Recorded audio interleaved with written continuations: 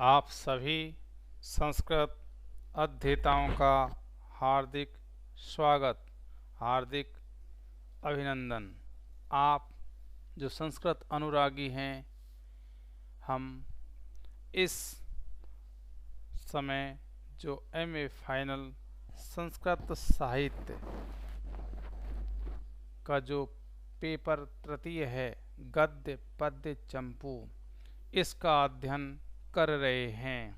हमारे पाठ्यक्रम में नहदीय चरितम महाकाव्य है। इस महाकाव्य का जो प्रथम सर्ग है ये समाहित है। प्रथम सर्ग का हम निरंतर अध्ययन कर रहे हैं। आज हम जो अध्ययन करेंगे वो अग्रिम श्लोक हैं, उनको हम देखते हैं। देखिए,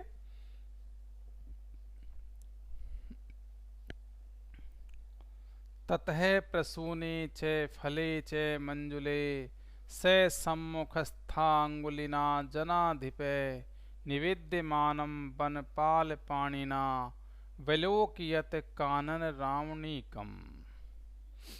तो देखिए, ततः प्रसूने च फले च मंजुले।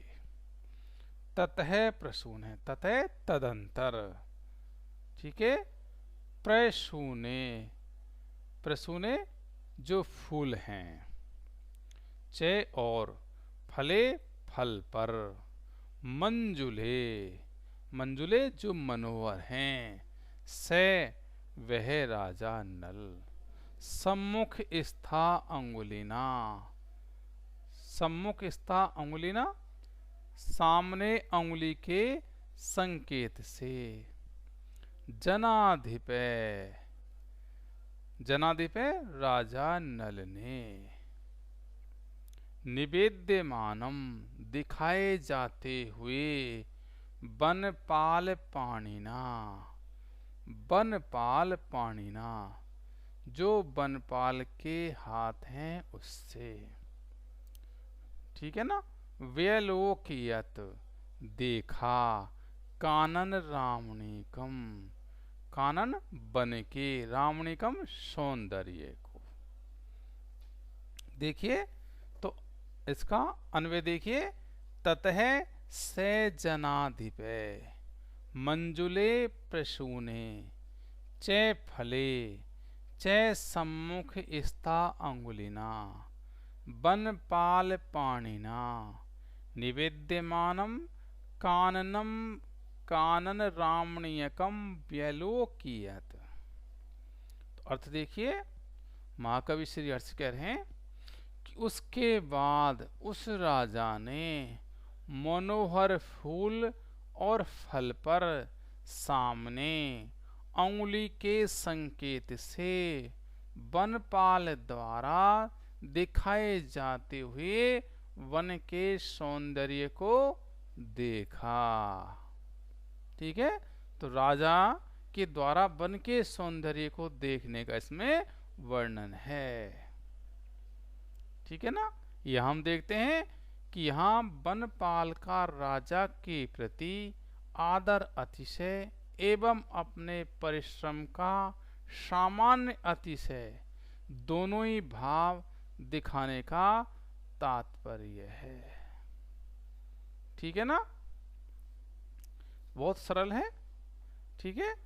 ता एक बार देख लीजिए भले कि तदंतर वह नरनाथ मनोहर फूल और फल तथा अंगुली उठाकर वनपालक के हाथ से सादर विज्ञापित वन की रमणीयता का अवलोकन करने लगा। यहाँ पर हम देखते हैं कि जो राजा है, राजा का प्रकृति प्रेम संकेतित है यहाँ पर, ठीक है ना। राजा प्रकृति के प्रति कितना आसक्त है, कितने उसके मन में प्रकृति के प्रति आदर है, इस बात को वो महाकवि हैं वो दिखा रहे हैं, ठीक है। आगे देखिए कि फलानि पुष्पाणि च पल्लवे करे वयोवती पादोदगत बात वे पिते। स्थितै समादाय महर्षि वर्धिका ध्वनि महर्षि वर्धिकात वने तद आतिथ्यम अशिक्षी साखी भी फलानी पुष्पानी।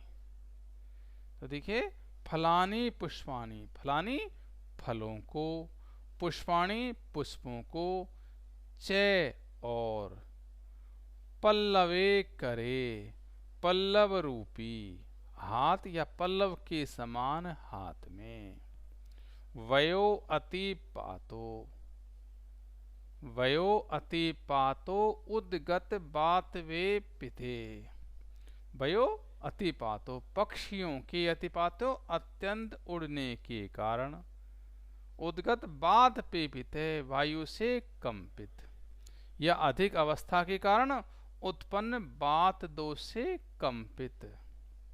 ठीक है। स्थितई, स्थितई जो स्थित हैं, खड़े हुए हैं, समादाय, समादाय लेकर के, महर्षि वर्धिकात वृद्ध महर्षियों के समूह से, बने वन में, तद आतिथ्यम, तद उस राजा नल के आतिथ्य को, अशिक्षी सीखा, साखी भी जो वृक्ष हैं उन्होंने।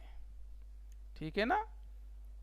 तो देखिए इसका अर्थ देखिए, महाकवि श्री हर्ष कह रहे हैं पक्षियों के अत्यंत उड़ने के कारण उत्पन्न वायु से कंपित हिलने वाले पल्लव रूपी हाथों में फलों व पुष्पों को लेकर खड़े हुए वन के वृक्षों ने अधिक अवस्था यानी वृद्धावस्था के कारण वायु रोग से कांपते हुए पल्लव के समान हाथों में फल फूल लेकर खड़े हुए वृद्ध महर्षियों से राजा नल का अतिथि सत्कार सीखा। ठीक है। तो यहाँ पर जो महाकवि हैं उनका कहने का भाव यह है कि अधिक अवस्था के कारण उत्पन्न बात दोष से हिलते हुए हाथ पर फल फूल लेकर नल का आतिथ्य करने वाले वनवासी वृद्ध महर्षि समूह से मानो वन के वृक्षों ने भी पक्षियों के अधिक उड़ने से उत्पन्न हवा से कंपित पल्लव रूपी हाथ में फल फूलों को लेकर नल का आतिथ्य करना सीखा है। ठीक है ना। यहाँ पर हम देखते हैं कि नल के लोकोत्तर प्रभाव को सिद्ध करने के लिए महाकवि ने जड़ जगत को भी जंगम जगत के द्वारा शिक्षा दिलवाई है। नल के राज्य में अचेतन भी शिक्षा ग्रहण करते थे, चेतनों की तो बात ही क्या है। यह अर्थापत्ति अलंकार से सिद्ध हो रहा है। ठीक है ना। तो आपका स्पष्ट हो गया। और एक बार देख लीजिए इसको कि वन वह अर्थात पक्षियों के आकर बैठने से उत्पन्न वायु से हिलते पल्लव जो किसले रूप हाथ हैं उनमें फल फूलों को लेकर खड़े वृक्षों ने वन में वय अर्थात तारुण्य के बीत जाने से या बुढ़ापा आ जाने पर उत्पन्न वात दोष से कांपते पल्लव सदृश हाथ में फल फूल लेकर खड़े विशिष्ट वेद शाखाओं के अध्ययन से संबद्ध बूढ़े महर्षि गण से उस नल के आतिथ्य की शिक्षा ली। कहने का तात्पर्य है कि जो मान अतिथि का स्वागत वह ही करता है।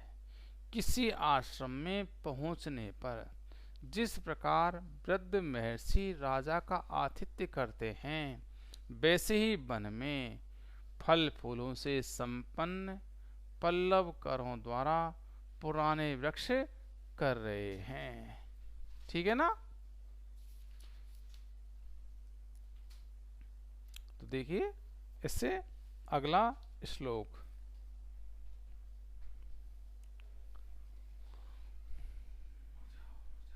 तो देखिए विनिद्र पत्राली गताली केतवा मृगांग चूड़ामणि वर्जना अर्जितम दधानम आसासु चखिणो दुर्यशः स कौतुकी तत्र ददर्श केतकम। तो देखिए विनिद्र पत्र आलिंगताली केतवात, तो देखिए विकसित पत्र समूह पर बैठे हुए भ्रमरों के बहाने से, मृगांग चूड़ामणि वर्जना अर्जितम, मृगांग चूड़ामणि, तो देखिए शिव जी के द्वारा व्यक्त होने से प्राप्त, ठीक है। दधानम आशासु, दधानम धारण करते हुए, आशासु दिशाओं में, चखिणु फैलने वाले, दुर्यश अपयश को, से वह राजा नल ने, कौतुकी जो कौतुकी है कौतूहल युक्त, कौतुकी कौतूहल से आश्चर्य से, तत्र वहां पर ददर्श देखा, किसको, केतकम उस केतकी को, ठीक है ना, उस केतकी पुष्प को, ठीक है।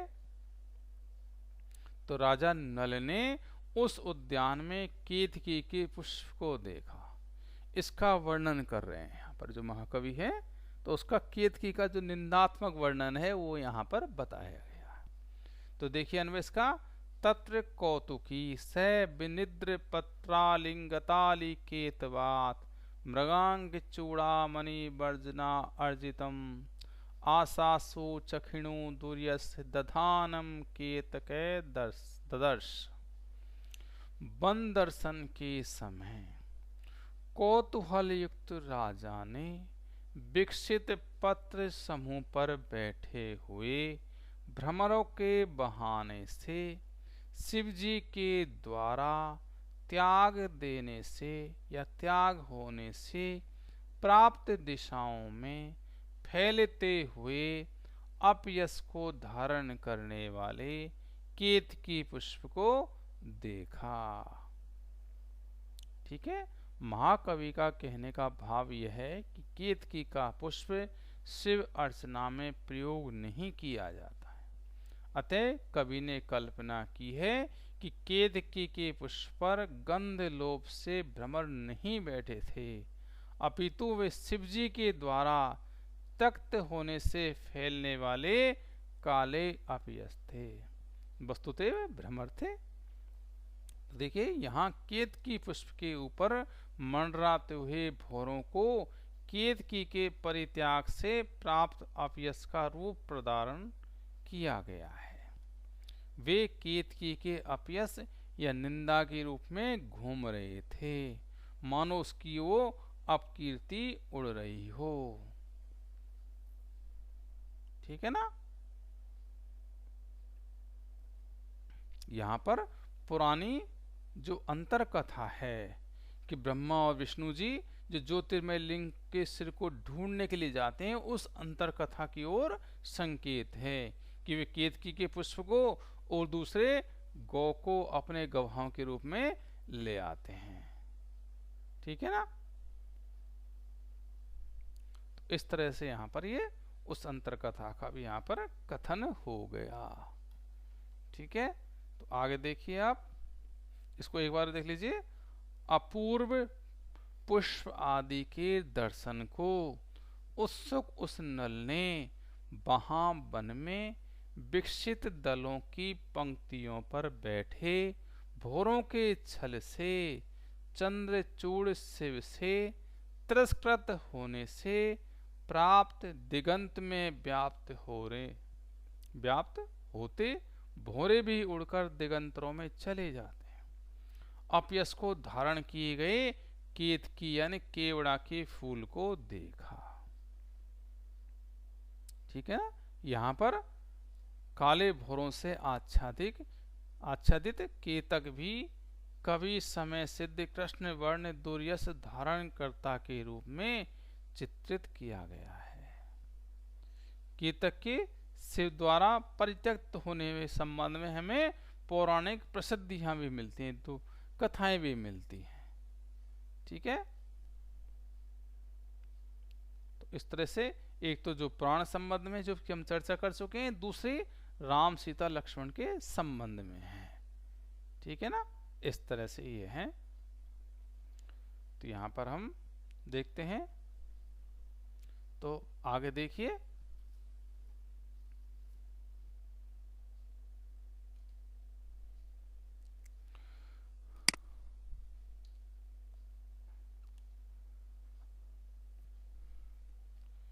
वियोग भाजाम हृदय कंटकई कटो निधि यशसे कर्णी सरह स्मरेण यत ततो दुराकर्षतया तदंतक्र द्विगीयसे मनमथ देहे दाहिना।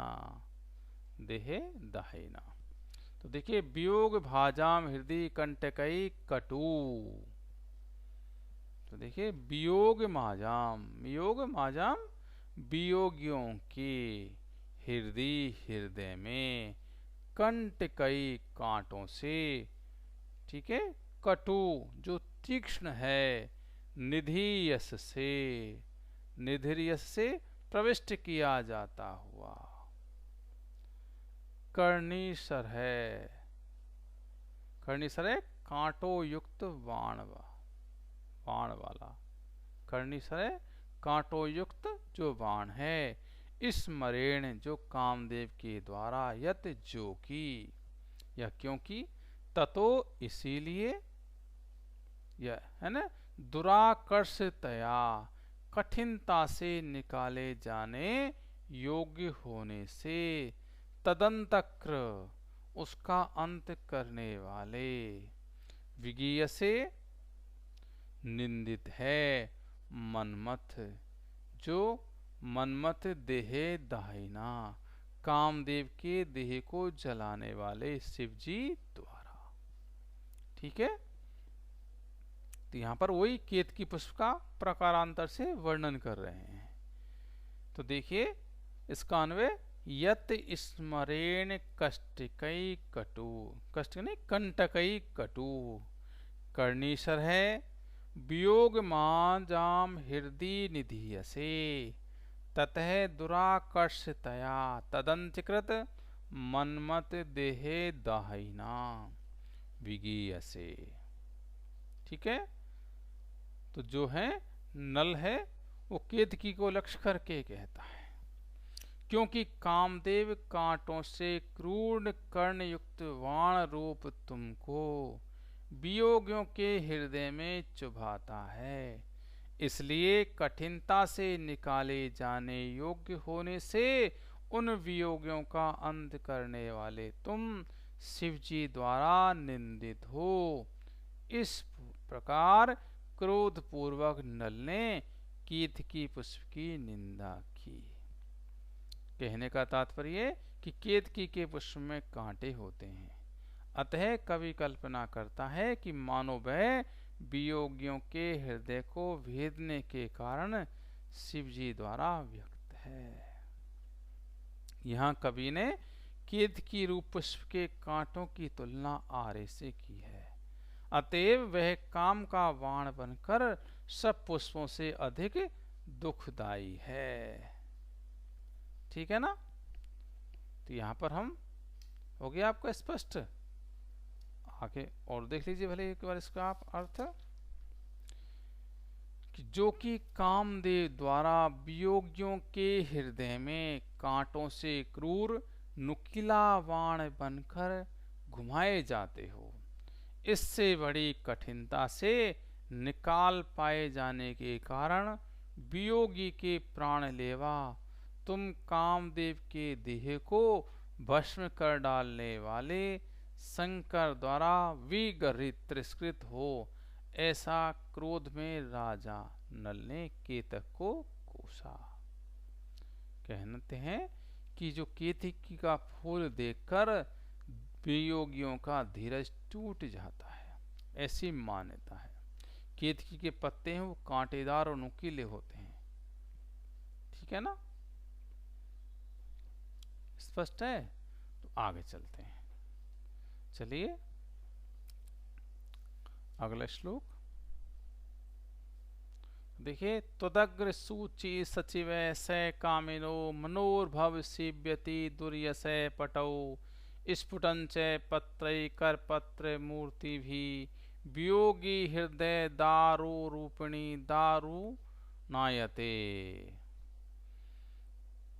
तो देखिए, त्वदग्र सूचि सचिव स कामिनो, तो त्वद अग्र सूची सचिव है, तुम्हारे अग्रभाग रूपी सुई की सहायता से।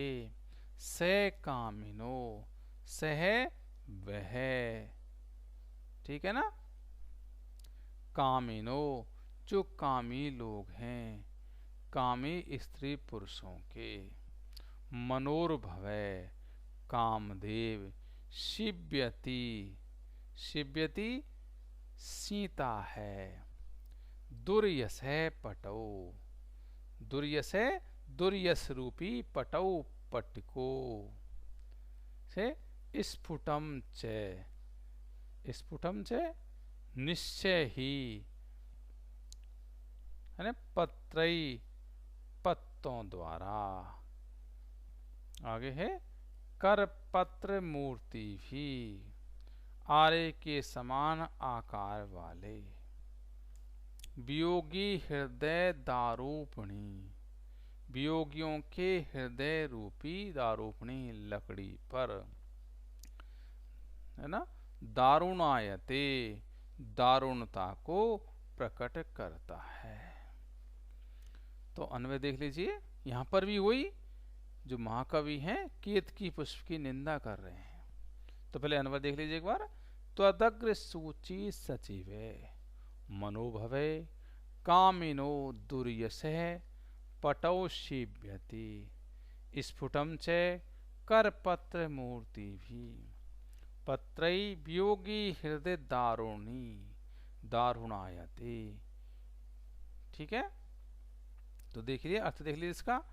तुम्हारे अग्रभाग रूपी सुई की सहायता से कामदेव कामे स्त्री पुरुषों को दुष्कीर्ति रूप वस्त्रों को सिलता है, तथा अवश्य आरे के समान आकार वाले पत्तों द्वारा वियोगियों के हृदय रूपी लकड़ी पर क्रूर के समान व्यवहार करता है। महाकवि का कहने का भाव यह है कि केतकी के पुष्प देखने से कामी एवं विरही स्त्री पुरुषों का धैर्य भंग हो जाता है, जिसके कारण वे दुष्कीर्ति पाते हैं, तथा आरे के समान आकार वाले केतकी पत्र को देखने से उनका हृदय आरे से चीरे जातुहे के समान विदीर्ण हो जाता है। यहाँ कामी और कामनी की अपकीर्ति जगत विख्यात हो जाती है, अतः मनुष्य को इससे बचना चाहिए। यह उपदेश महाकवि ने यहाँ पर दिया है। ठीक है ना। देखिए एक बार, अरे केवड़े के फूल भी तो कह रहे हैं, है ना। तो देखिए, तेरी नोक रूपी सुई की सहायता से वह मनसिज कामदेव कामी जनों के अपयस रूप वस्त्रों को सिलता है, और करपत्र जो आरी के तुल्य रूप वाले तेरे पत्तों से वियोगियों के हृदय रूपी काष्ठ को चीर डालता है। यह स्पष्ट है। केवड़े की कलिका को अत्यंत उद्दीपन माना जाता है। मान्यता है कामांध नर नारी उसे देखकर उचित अनुचित का मान भूल जाते हैं। केवड़े की कली देखकर उनका धैर्य भंग हो जाता है और पत्र दर्शन से हृदय विदीर्ण हो जाता है। ठीक है ना, स्पष्ट। चलो, तो आज के लिए इतना ही। आप इनको एक बार पढ़ लें, देख लें, समझ लें, चिंतन कर लें। ठीक है, एक बार अभ्यास करेंगे तो बहुत सरल लगेंगे आपको, कठिन नहीं है। ठीक है, तो आप इनका अभ्यास करें। ठीक है ना, तो आज के लिए इतना ही। अच्छा, जयतु संस्कृतम जयतु भारत।